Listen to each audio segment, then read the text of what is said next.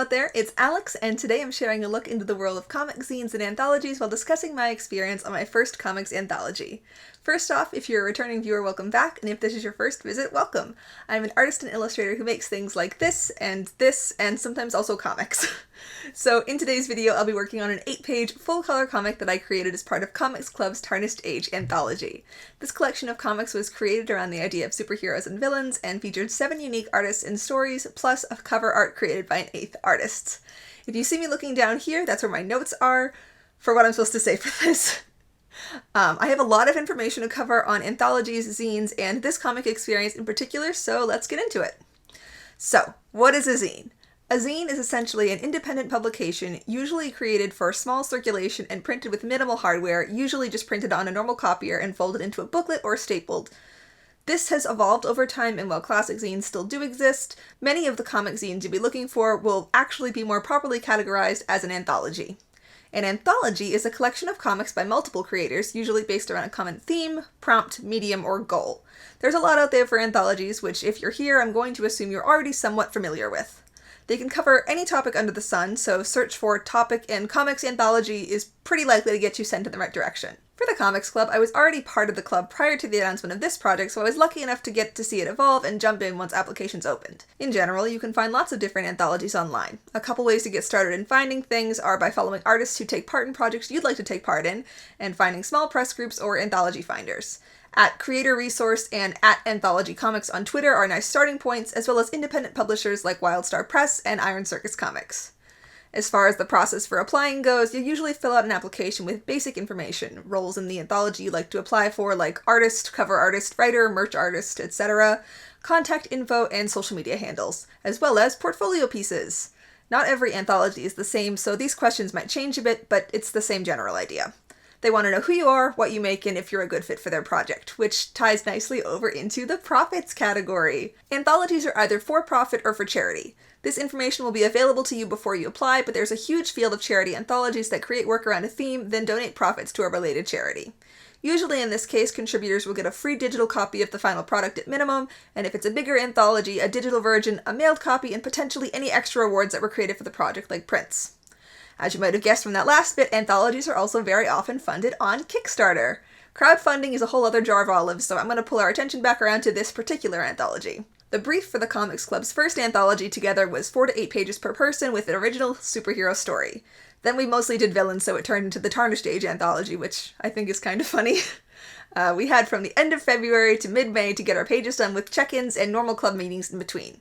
For mine, I brainstormed a few different concepts, but in the end decided to revamp some characters I had shared on here way back in the day.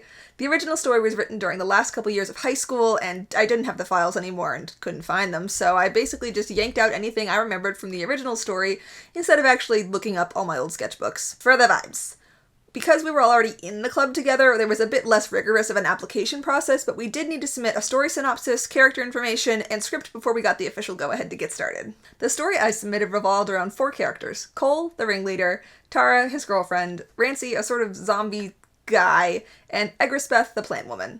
Cole, despite not having any powers for himself, uses the other superpowers to coordinate ways to lie to the general public and steal as much money as possible so he and Tara can eventually ditch them and run away somewhere to be very rich together. But you don't get that in the comic. In this one, you basically just get a look at what a random night is like for these fake superheroes at a point where they're all living together and not actively aware that Cole and Tara are not 100% team players. I think looking back on it, I did well with the experience I had at the time. I never really made a comic before, so I was going in pretty blind. At the time, I was actually in a graphic novel scriptwriting class, so that helped out, but the actual paneling and drawing was very foreign. I wrote the full script first, so I would hopefully have an idea of what I was supposed to be drawing, and one of the things I noticed immediately was that I needed to be very fast and loose if I wanted to not redraw everything into oblivion. Which led to my next obstacle, which was my lack of comic drawing experience at the time. I really wanted to make sure all the anatomy was perfect and well drawn, which, let's be honest, is unrealistic to start with. Also, at the time, all but 2 contributors were going to art school full-time during this, so doing complete underdrawing before I lined was just not feasible. This is when I started inking over my thumbnails with no rough sketch. As you can see, I do a couple more complete drawings a few times under the more complicated poses, but mainly this is just me absolutely winging it over my very rough thumbnails. I did do the blur trick on my final line art though, to beef up the production quality, and I think that considering I was foolish enough to do a full color, fully shaded comic for my first one ever, it came out reasonably well. I did also cheat a bit, since these were characters I had already designed and everything, but didn't have designs I was super attached to. I did these super rough design sketches before I started, but honestly, since their designs are loose, a lot of the actual designing was done as I was doing the thumbnails and thinking about how I wanted to set things in stone during the inking phase. You might be thinking, Alex, did you take psychic damage drawing the musculoskeletal structure and nearly a full set of teeth every time you drew Rancy? Yes. The answer is yes. At the time, I was in a class where we randomly had to do a bunch of muscle structure drawings, so I had the actual muscles down pretty well, and I think that's the reason his head looks more realistic than the other characters. Skull perspective coming in clutch. But yeah, drawing like the teeth, monstery teeth and gums, and like the way his face like pulls up, suffering.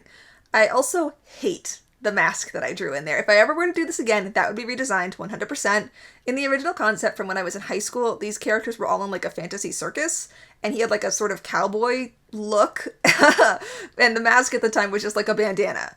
But it didn't fit at all with the 30s look of the comic, and so I had to scrap it. Anyway, now, a year later, I decided to try my hand at recreating one of the panels that I had wished I had done differently at the time. I wasn't unhappy with it by any stretch, and I think I did a good job with like the posing and everything, but the perspective on Tara's face is off.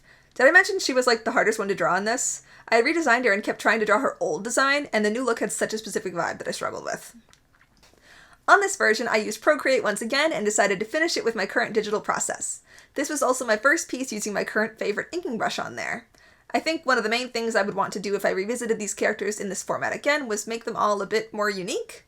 Really play up how they're all different and add more shapes to the designs. I tried to capture that in this little redraw. Final thoughts. Anthologies are a great way to put your foot into the comics industry and collaborate with a bunch of really skilled artists early on in your career. If you want to try your hand at applying, the Comics Club is going to be announcing our next contributor application project soon and looking for new members, so you might want to keep an eye on the Comics Club social media for that. I hope you enjoyed getting a sneak peek at the comics arena and seeing the process behind starring role. If you'd like to catch some of my non-comics work, I'm currently exhibiting in a solo show at the Fuller Public Library in Hillsborough, New Hampshire, which I'll link the information on down below. Thanks so much for watching, and I'll see you in the next one. Alex, signing off.